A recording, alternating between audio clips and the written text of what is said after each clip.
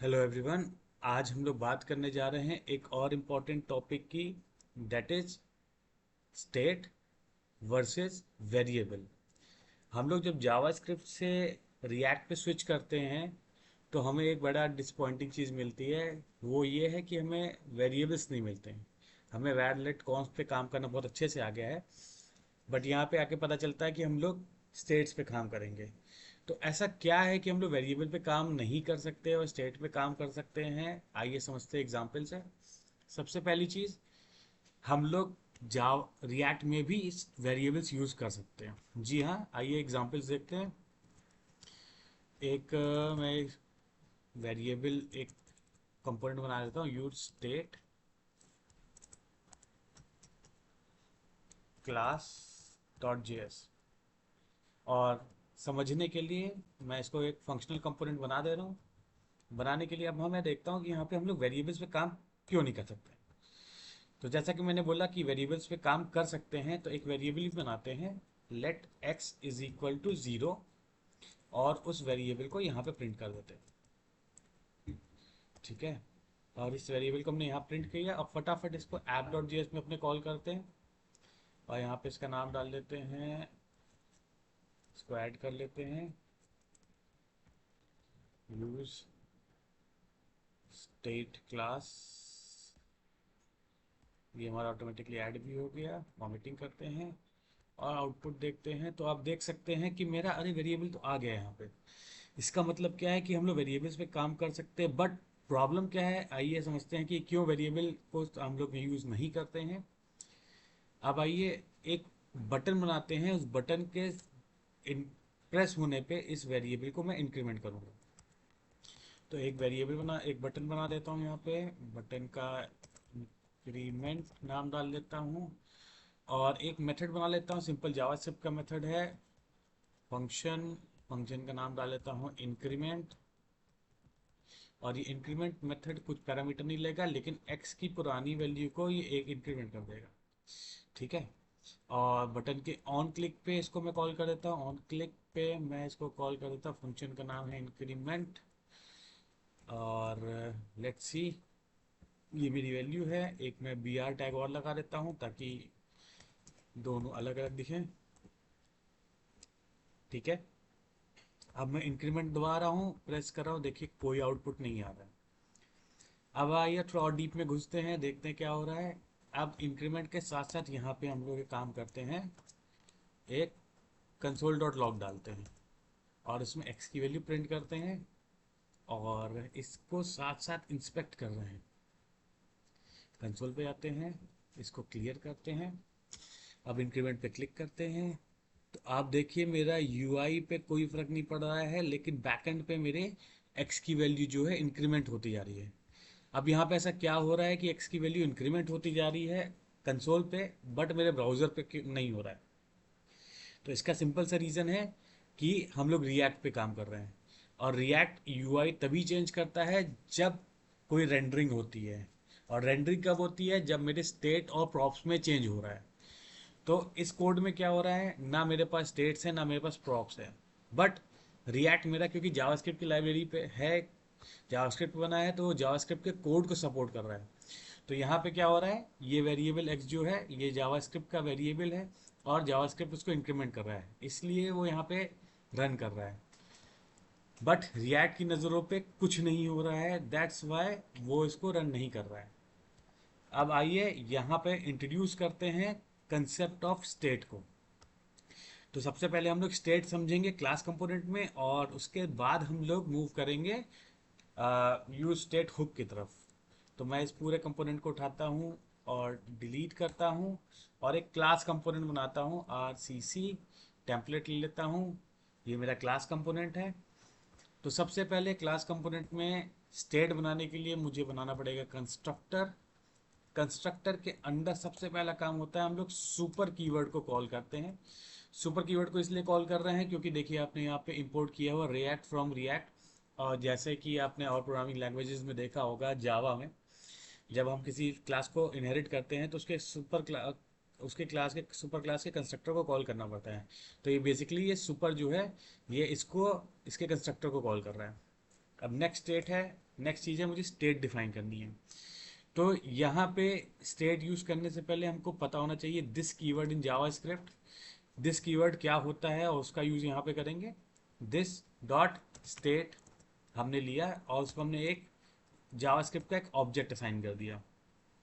उस ऑब्जेक्ट के अंदर जितने चाहे उतने हम लोग स्टेट्स को बना सकते हैं। अब जैसे मैंने एक स्टेट बनाई यहाँ पे, उसका नाम रखा मैंने काउंट, जिसकी वैल्यू 0 थी। और लेट से मैं दूसरी स्टेट बनाता हूँ काउंट अगेन, और उसकी वैल्यू मैं यहाँ पे पोल लगा के 10 लिख देता हूँ। तो जितने मर्जी उतने स्टेट हम लोग as an object parameter pass कर सकते हैं स्टेट के अंदर। सिंप्लिसिटी के लिए अभी यहाँ पे मैं एक स्टेट रखूँगा।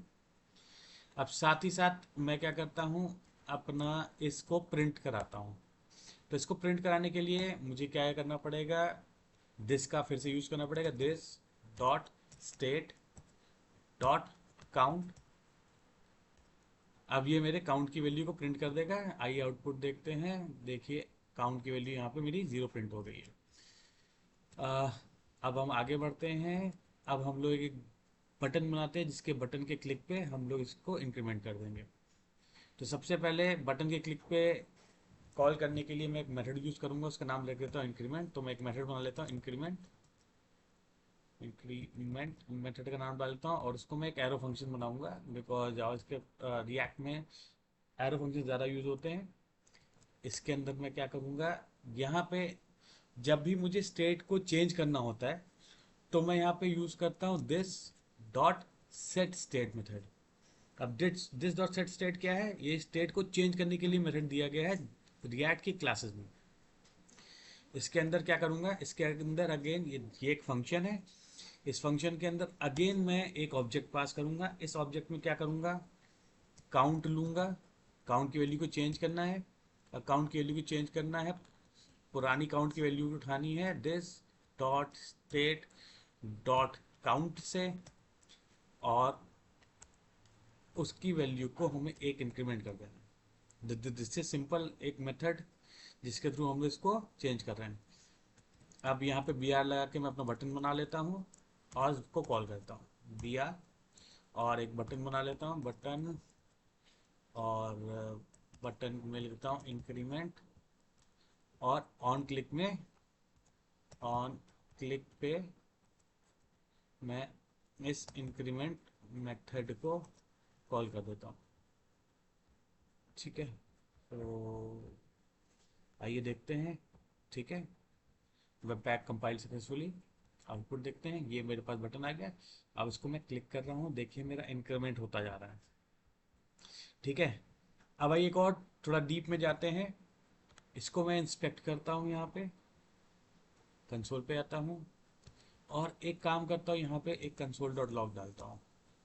कंसोल डॉट लॉग में this dot state dot count की वैल्यू को इंक्रीमेंट करता हूँ, मैं प्रिंट करता हूँ। तो आप देख सकते हैं मैंने यहाँ पे इंक्रीमेंट पे क्लिक किया, यूआई की वैल्यू 1 है, इसकी वैल्यू 0 है। मैं फिर से इसको क्लिक कर रहा हूँ तो यूआई की वैल्यू 2 है और कंसोल की वैल्यू 1 है। अब ऐसा क्यों हो रहा है, मेरी यूआई की वैल्यू आगे क्यों है, मेरी कंसोल की वैल्यू पीछे क्यों है? Because of rendering. पहले मेरा यूआई अपडेट हो जा रहा है, अपडेट होने के बाद लास्ट में मेरी काउंट की वैल्यू इंक्रीमेंट हो रही है, जिसके कारण से ये हमेशा एक वैल्यू पीछे रहेगा। ठीक है, तो इस वजह से हमारा जो कंसोल पे आउटपुट दिखेगा और जो आउटपुट हमारी स्क्रीन पे है वो दोनों एक वैल्यू से डिफर करेंगे।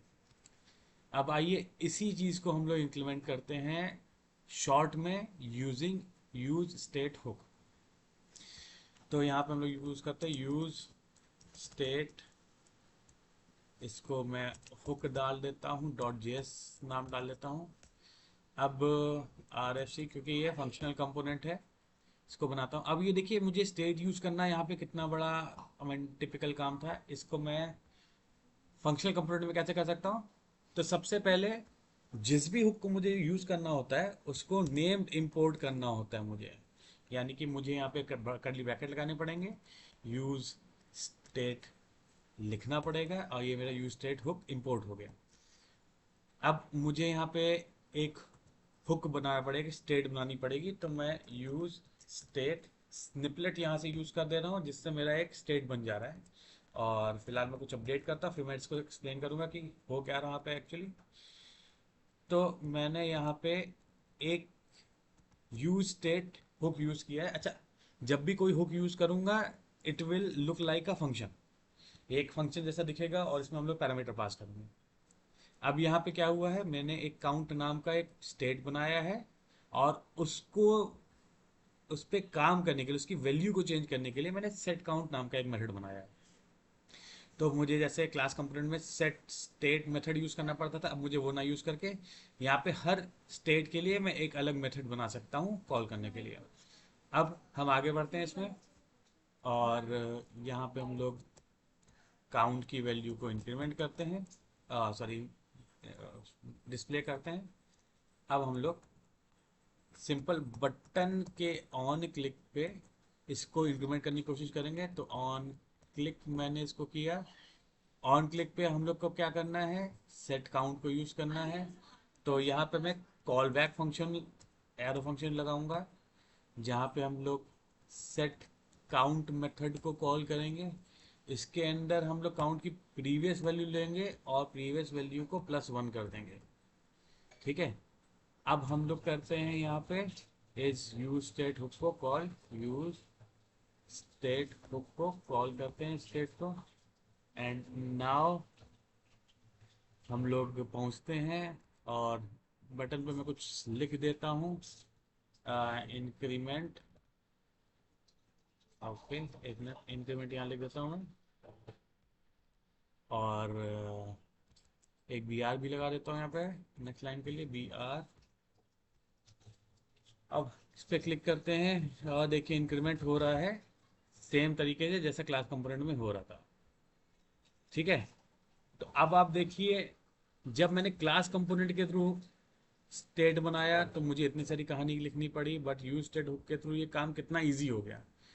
मतलब मेरा, देखा जाए technically, it's 10 line of code in functional component, but in state component it is around 22, right? 22 नहीं, इनफैक्ट 21।